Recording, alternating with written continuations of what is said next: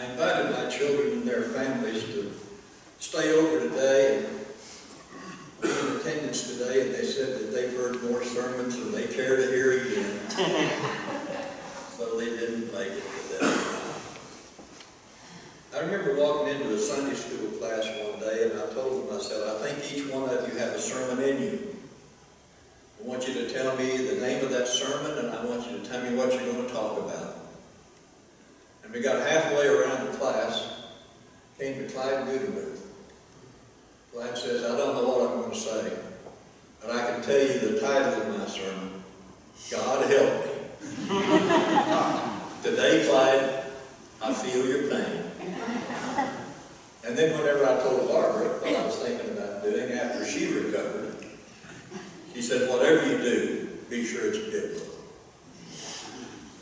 So I have to stay with something biblical. But after all, I think that fishing is biblical. I think that camping out in the wilderness is biblical. All of those things.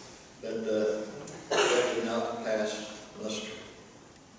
So turning to the book of Revelation, which Christian just read to you, I kind of like what they say to the church at Philadelphia there in the 3rd chapter. But John was on the island of Patmos. And the reason he was on the island of Patmos is because the Roman Emperor Domitian had exiled him there for basically preaching the gospel. And that was forbidden to do in the Roman Empire. So they took John and put him out there on the island, 15 or 20 miles out from the city of Ephesus in the Mediterranean Sea. And they exiled him there. So one day, when John was there, he heard a voice, a loud voice behind him. And he turned around, and what he saw was absolutely amazing. Described as seeing the Son of Man. A long white robe, golden sash across his chest, feet of bronze, white hair, eyes blazing, and in his mouth a double-edged sword. Now that's a sword that can cut both ways. John immediately fell to the ground as if he were dead. And you know what's interesting too is that I'm not sure that was the first time that John saw Jesus in such a manner. Because if you remember, James and John and Peter went with Jesus up on the mountain. Jesus went apart by himself to pray. And the apostles fell asleep. When they woke up, they saw Jesus transfigured in much the same way that John just now saw him on Patmos. And he was talking to Moses, representing the law, Isaiah, representing the prophets. So this was probably the second time that John saw Jesus in such a manner, describing him as the Son of Man. So the Son of Man went over and touched John on the shoulder and brought him back and said, John, get out a pencil and some paper. I want you to write some letters for me. There are 7 churches there in Asia Minor, starting with Ephesus on the coast. And they form something of a circle. You have Ephesus, and you have Sardis, and you have Pergamum, and you have Thyatira, and you had Smyrna, Philadelphia, and Laodicea. It is something of a circle. So he wrote those letters to these 7 churches. The first 5 letters he wrote to the churches and told them what was good about them and what was not so good about them. The not so good generally outweighed the good. But he gave those first 5 churches, all of them, a way out, a path to redemption. If you do this, you can be redeemed. And he always ended those first 5 letters by saying, he who has ears to hear, let him hear what the Spirit tells him. In other words, course, listen to me and do what I tell you. But now Laodicea was a different story. Laodicea is described as a church that was neither hot nor cold. It was a church that was lukewarm. And the Son of Man wished that he had either been hot or cold. But because he's lukewarm, I am about to spit you out of my mouth. You do not want to be a lukewarm church. You do not want to be spit out of the mouth of the Son of Man.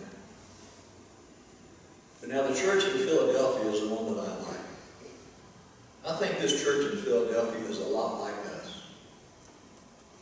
To the church in Philadelphia and what Christy read, here are some things that I like about this letter to them. I know your deeds. I have placed before you an open door that no one can shut. The Son of Man has the keys to that. He can open a door that no one can shut. He can shut a door that no one can open.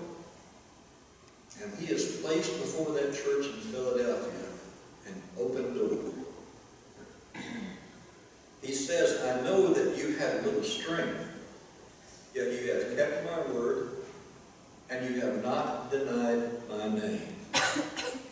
So I argue with part of that.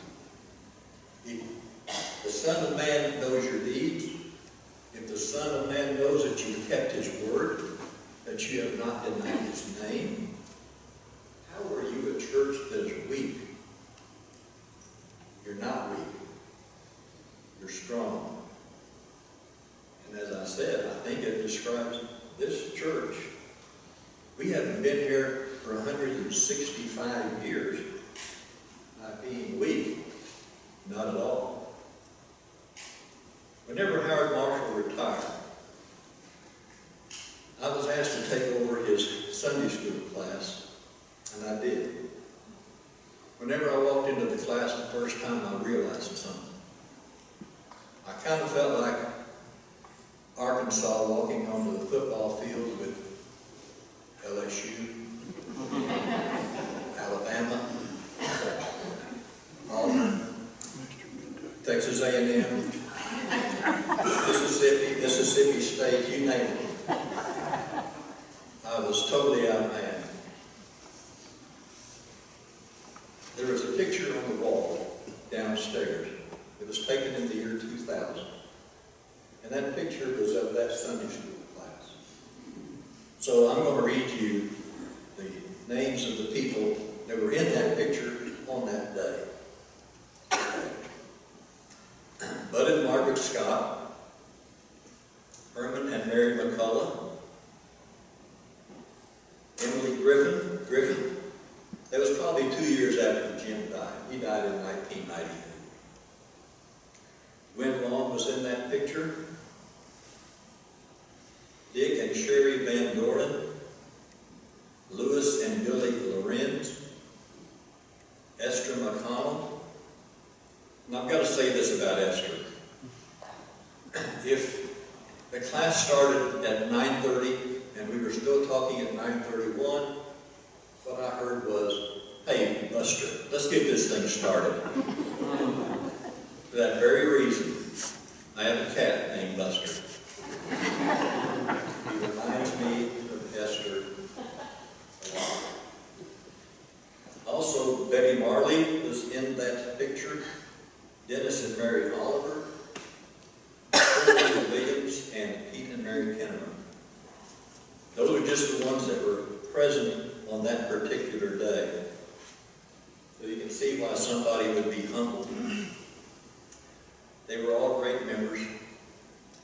They all displayed leadership, direction, stewardship, love of church, a lot of other qualities. And I can mention a lot of other names too. All of them led by two loved ministers emeritus, Howard Marshall and Randy J. And those people represented the church as we knew it at that time. So that's what I'm trying to get at. They represented the church as we knew it at that time. And what was the church as we knew it in the year 2000? Well, just about every Sunday was high worship.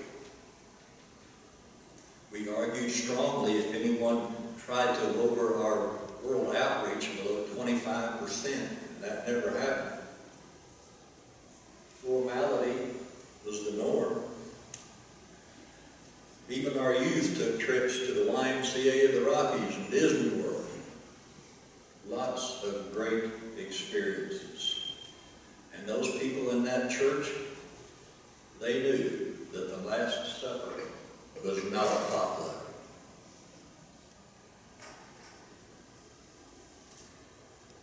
But I've got to turn the page.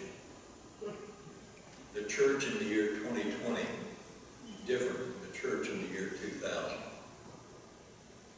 In 20 short years, we are now caught up in an information storm.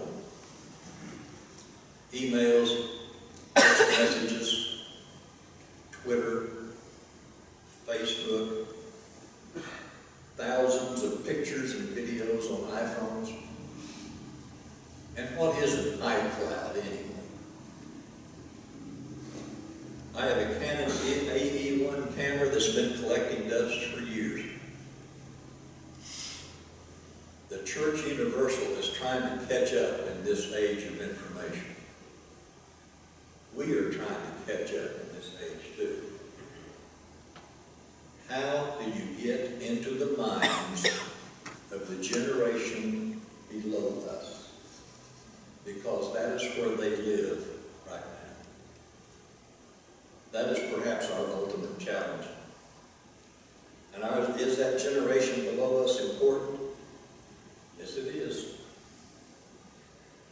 The thing about it is, they will not necessarily adapt to us. We must adapt to them. Is that an open door? That's an open door. But you know, our generation is still a generation of doers. I think that we are doing more outside of these walls than perhaps we have ever done before. We are trying to transition to a missional church. We are not lukewarm. We are not going to be spit out of the mouth of the Son. We can look back on the past. We can remember fondly how things were. But we just cannot live there. People from that Sunday school class are not here in body, except for a few of them that are still here. Others have taken their place. I still see them sitting in these pews every Sunday with the same commitment and passion for this church and for its welfare. The only exception that I might make, I don't see it, I know if I see another Esther McConnell, she was one of a kind. You all might be dressed a little different. You might be a little bit older, you might be a little younger, probably a little younger. But the soul of this church exists. So I'll tell you what, John, get out a pencil and a piece of paper and let's write a letter to the church in Fort Smith. To the angel of the church in Fort Smith, write these words. These are the words of him who is holy and true, who holds the key of David. What he opens, no one can shut, and what he shuts, no one can open. I know your deeds, Fort Smith. See, I have placed before you an open door that no one can shut. And I know that you have strength. You have kept my word. You have not denied my name. So move through that open door and accept those challenges that you have ahead of you. And know that I love you. If you look outside and if you see dark clouds overhead and you get a little bit depressed now and then, I want you to know something. It's probably not an eye cloud. But if you look outside and see those dark clouds overhead, I want you to know that the sun is always shining in this place. And actually, it's shining outside. It is the Son of Man.